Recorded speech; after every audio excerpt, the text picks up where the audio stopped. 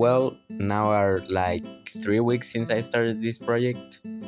The other devlog was uploaded some a week ago, and I'm really proud that I have some like the combat mechanics that I'll be using.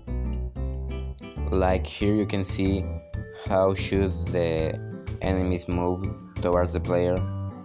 They can shoot it and you can shoot them too. I added little details like less friction when you walk, and I also make the player more fast. But since I started, there is a part of my game that has been chasing me for a while, and it's the art style. It isn't that mysterious.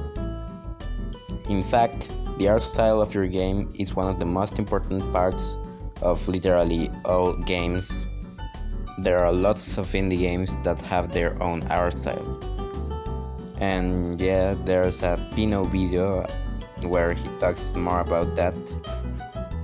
But I want to talk to you about the idea that I have for my game's art style. I wanted my game art style to be nostalgic. And what more nostalgic art than the paint art? Literally all people has drawn on paint as kids. And I'm not using paint for the art style of my game. I'm using Krita.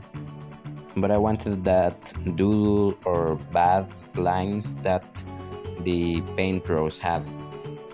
But you know, it's not that easy as just making bad art, you know. Even bad things have to look good in a way. One of that ways is to make your draws cohesive. If you're going to use a kind of brush for your main character, all of the game assets should be with that brush.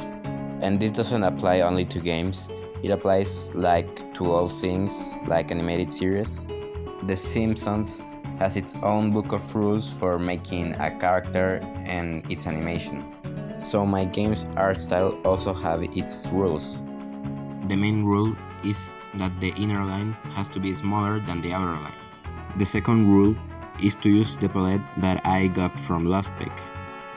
I'm probably using more colors than this palette in the future, but for the game idea, it's probably the best thing that I can make. Another important thing is proportions. I'm not using human characters for my game, so I can be more creative with the proportions that they will have. Something I'm talking about in another devlog is about the character design, because it's one of my favorite things about making games.